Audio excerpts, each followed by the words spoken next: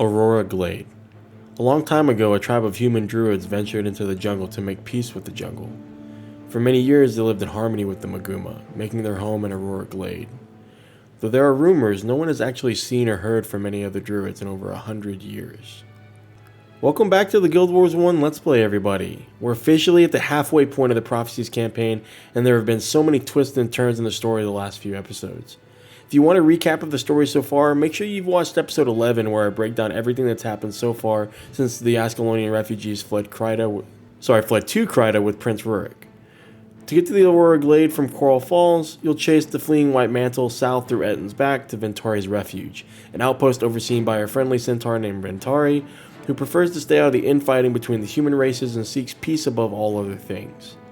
After determining what the White Mantle's plans are next, we discovered that we need to get to a hidden location called the Henge of Denravi that can only be opened by completing a summoning ritual in an area known as Aurora Glade. To get to the mission outpost, follow the quest chain east through Ettin's Back and head slightly north before arriving at the mission outpost. Aurora Glade is an interesting mission in that in addition to the story objectives you need to complete, the mission is also a tutorial for how to complete a capture the flag style match in the player vs player side of the game. You may also notice that we finally upgraded our armor. We went from 30 to 50 armor with roughly the same statistical upgrades, and I was able to use an expert salvage kit to retrieve most of our sigils and runes from the old gear and use it on our new gear. We've got runes that add additional health and energy to our character, allowing us to live longer and cast more spells before running out of energy. We're looking pretty fancy if I don't say so myself. The Mesmer class flavor is centered around illusions, and as such you see a mask built into each different rank of the armor. So now let's get to the mission. It begins simple enough as you defeat various waves of jungle enemies we've seen in previous missions in the Maguma jungle before reaching a druid summoning circle. Defeat the elite mob and its adds to get the druid to appear. You'll notice that after speaking to the druid, he explains that you must take the crystal provided to a pedestal nearby to remove the overgrowth, allowing your party to pass. This mechanic is simple to pick up on and also integral to completing the main mission objective.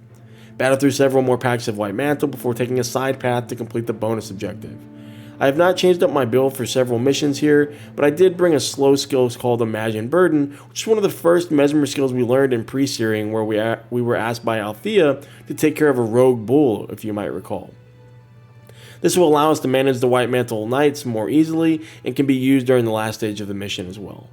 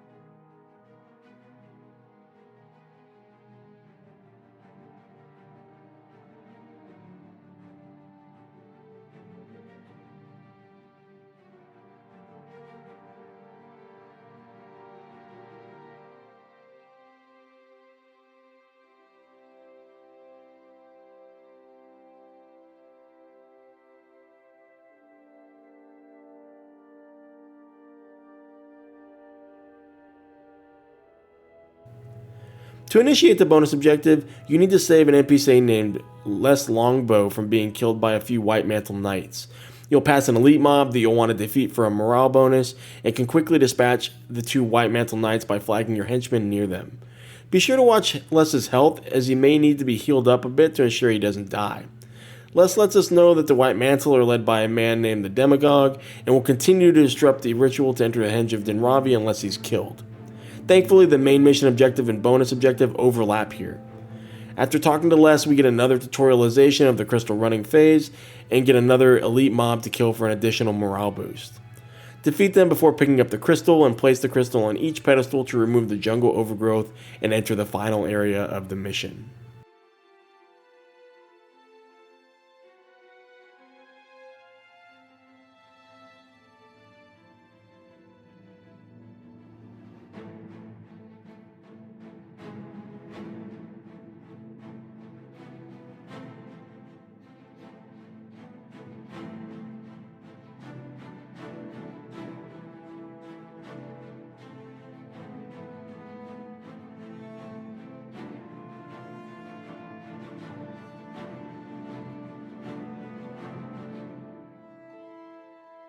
This area contains 3 separate crystal attunement circles that we have to control in order to enter the henge. The White Mantle are intent on securing all 3 points to prevent us from escaping, causing us to fail the mission. It's up to you to make sure that you control at least 1 attunement circle at all times. Since I was completing the bonus objective, I flagged my henchmen between the northern and western pedestals to slowly reduce the size of the White Mantle escort. You do have the option of using speed boost skills on yourself and speed reducing skills such as Imagine Burden on the White Mantle Ritualist to ensure you cap all 3 points, but remember, we're trying to complete the bonus before the main mission objective, so we need to reduce the White Mantle numbers so we don't have to engage the demagogue with too many additional mobs.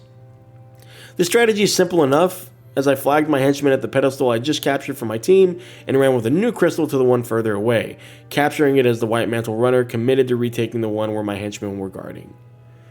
The escort party should not provide any trouble for your henchmen to knock out, but flag positioning is important to make sure you can attack and defeat range mobs such as savants or seekers.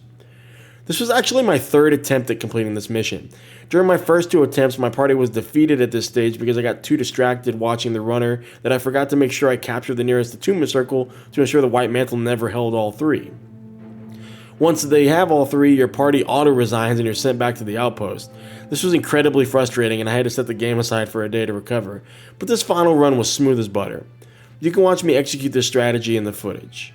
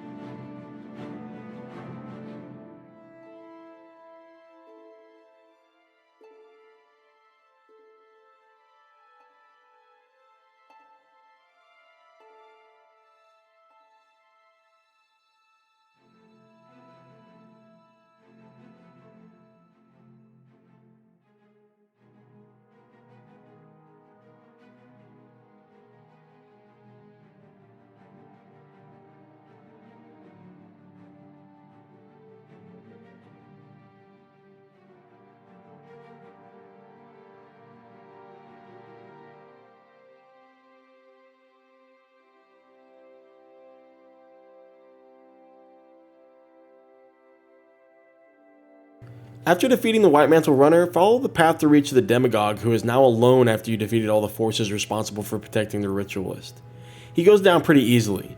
Now all we need to do is head back and capture the last attunement circle to summon the portal to the location of the Henge, and finally a cutscene.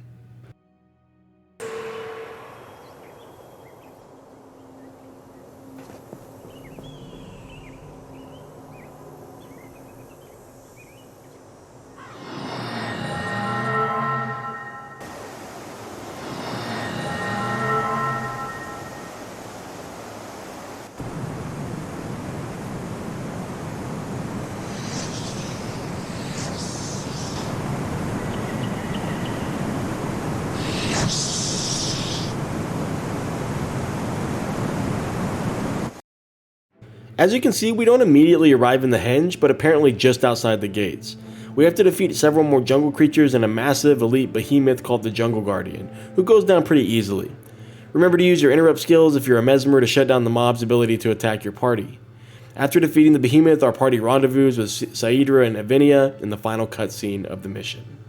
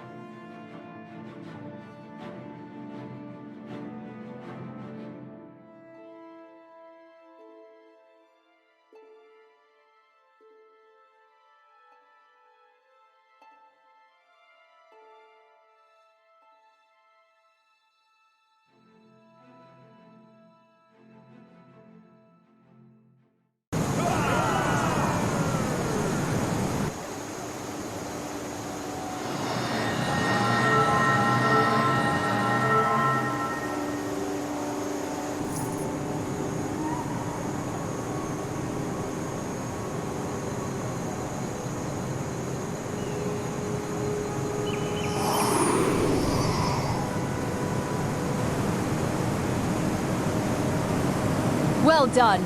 Thank you. Now we have a safe place from which to strike back at the White Mantle. Today, the tides have been turned. Come on. The old druid temple should be just over the waterfall.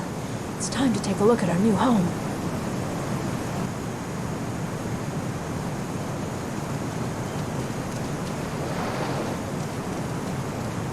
A new chapter now lies open for Tyria. The page has been turned, and the conflict begins in earnest. All is as I have foreseen.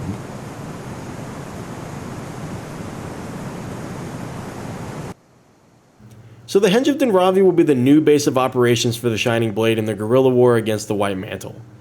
I'm sure you've also heard a strange new voice of a character we have yet to meet speaking about some sort of prophecy. The breadcrumbs just continue at the end of each mission. It always feels like we never get a full understanding of what's going on before we get another new plot twist or a thread to the story. But at least we know we have some respite as we recuperate in the Henge.